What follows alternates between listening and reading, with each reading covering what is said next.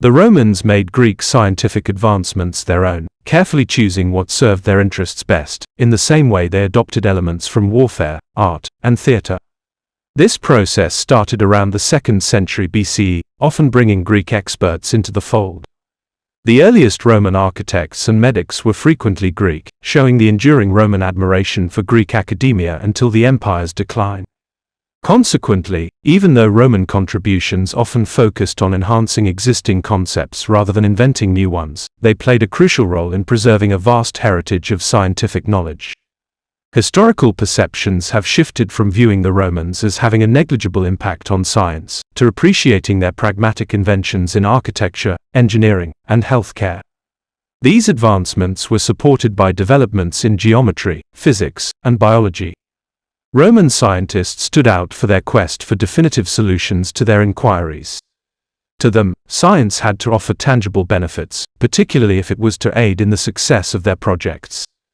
Lengthy, theoretical debates without practical application did not appeal to them.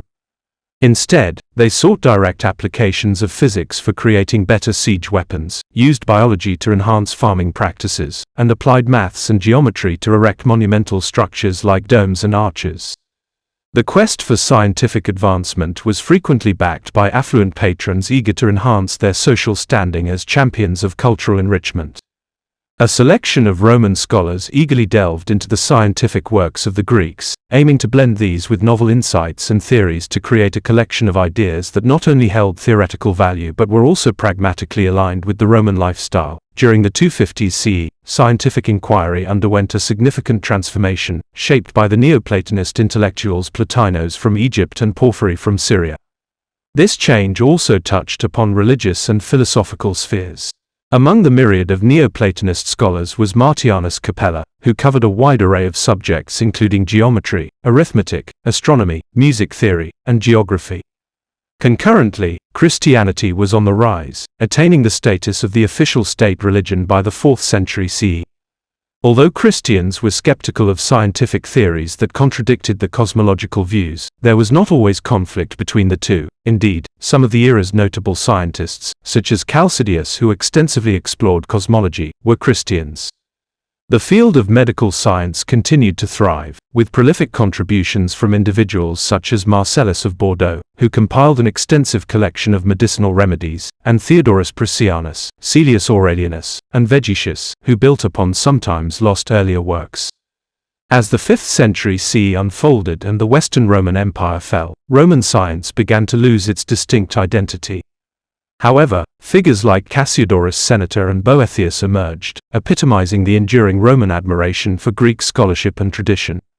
In architecture, the Romans embraced Greek stylistic principles, while introducing innovations such as the composite capital and Tuscan column, enriching their constructions with a level of ornamental complexity unparalleled in Greek architecture. Driven by an ambition for grandiose construction, the Romans explored innovative uses of bricks, crafting extensive arches and supportive buttresses, and even developing a new kind of concrete. This concrete was not only lightweight, perfect for massive domes, but also durable against water, ideal for constructing harbors. This period saw the emergence of distinct architectural forms like the basilica, triumphal arch, majestic aqueducts, amphitheaters, and granary structures. Moreover, the Romans constructed vast bath complexes featuring rooms with varied temperatures, heated floors and pools, alongside multi-story dwellings for the less affluent. These endeavors necessitated intricate designs and advanced mathematical prowess, shifting focus from mere structural solidity to the grandeur of the enclosed spaces. In astronomy, the Romans built upon the foundations laid by the Greeks and Ptolemaic Egyptians. The use of sundials, enhanced in accuracy during their era, included the introduction of portable versions with adjustable discs to account for geographical differences. Sundials became ubiquitous in major Roman cities, with Pompeii alone yielding 35 such relics. Additionally, the Romans adopted a 7-day astrological week under Augustus's rule. Astrology, another inheritance from Ptolemaic Egypt, enjoyed widespread acceptance among the Romans.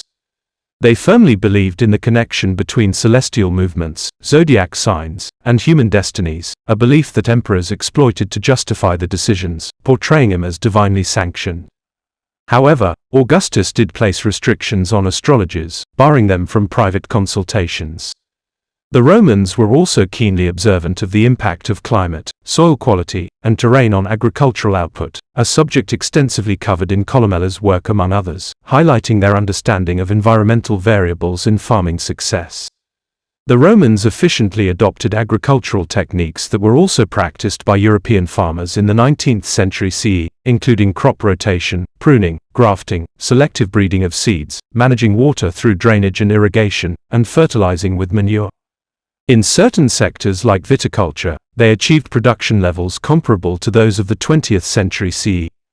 They introduced advancements in farming equipment, from plows with wheels to oxen-powered harvesting machines, significantly boosting productivity. Mills were refined to produce a higher quality of flour for bread, and specialized structures were erected for optimal storage of crops. The use of greenhouses was recognized for their benefits, and they even dabbled in early forms of genetic experimentation, for instance, crossbreeding apples with pumpkins. In terms of animal husbandry, the Romans excelled in breeding and raising livestock including sheep, cows, goats, poultry, and pigs, achieving impressive sizes and wool quality that underscored their proficiency in this area, rivaling any breeders before or after them. They also managed to farm wild game like rabbits, hares, boars, and deer within large forest enclosures. Furthermore, they cultivated fish and other marine life in meticulously managed artificial habitats, ensuring optimal conditions through regular water changes and the provision of superior artificial feeds. The preservation of food was another area of ingenuity, with the Romans employing methods such as smoking, salting, drying, curing, pickling in brine or vinegar, and honey storage. As prolific engineers, the Romans were relentless in their pursuit to dominate the natural world and push the boundaries of physics. Their construction of aqueducts was not just monumental in scale but also showcased their engineering prowess, incorporating features like inverted siphons, stopcocks, settling tanks, aerating cascades, and mesh filters to improve water flow and purity.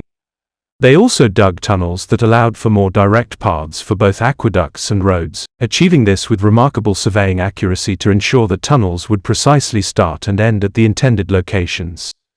Watermills effectively utilized the power of flowing rivers through advanced mechanisms involving wheels and gears, transforming this energy into operational force for grinding grain into flour, cutting marble with saws, or crushing ores to extract valuable metals. The imperative of achieving victory through superior technology drove the Romans to enhance crucial military machinery such as siege engines and artillery weapons. They developed weapons that could launch larger projectiles further and with greater precision than ever before. By mastering the mechanics of torsion-based machines and inventing methods for the easy disassembly and reassembly of their artillery, they ensured these tools could be swiftly relocated and redeployed on the battlefield.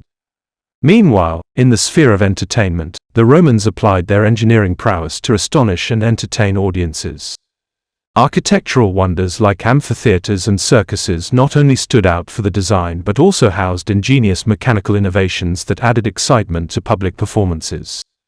Amid the roar of chariots, water organs filled the air with music, mechanisms simulated storms, and secret trapdoors in the floor introduced exotic and fearsome beasts into the spectacle of gladiator combat and reenacted battles.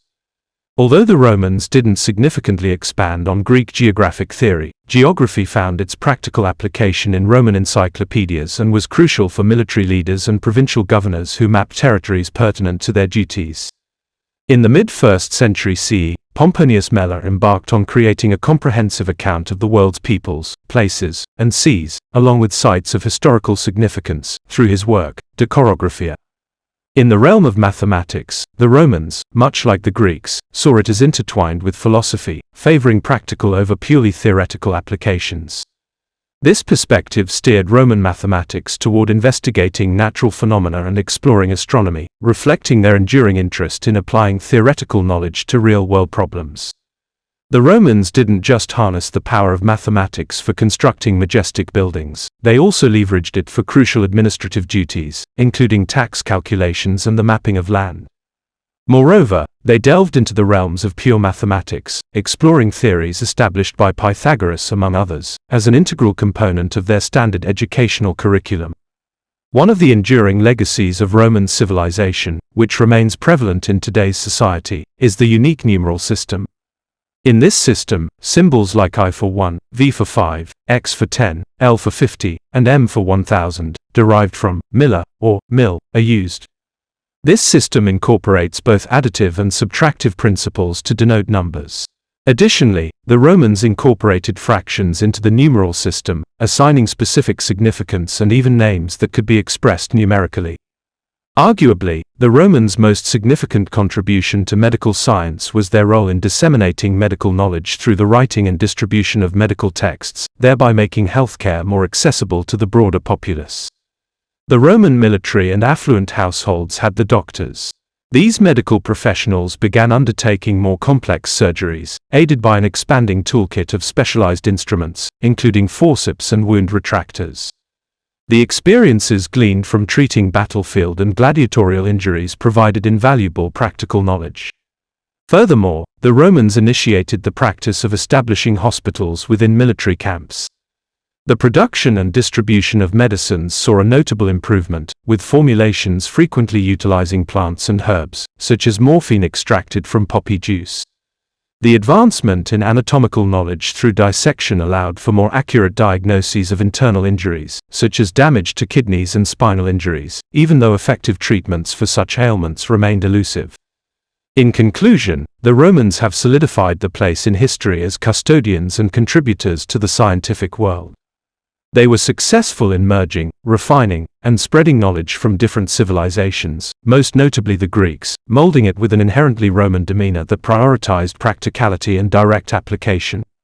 Whether we look at their architectural marvels, their advancements in medical science, their agricultural innovations, or the translation and preservation of Greek academia, the Romans' indelible mark on history is extraordinarily apparent. Though we may credit the Greeks with providing the seed of knowledge, it was the fertile soil of Roman ambition and pragmatism that allowed it to flourish, preserving crucial elements of ancient wisdom and nurturing them into ideas that still shape our understanding of and interaction with the world we live in today. I hope you've enjoyed this insightful journey into Roman science and its transformational impact on the world. If you did, please like the video and subscribe to our channel for more fascinating dives into history. Don't forget to hit the bell icon for notifications on our latest releases. Remember, knowledge of history can help us better understand and navigate our present and future. Until next time, stay curious, and keep exploring the timeless treasury of history.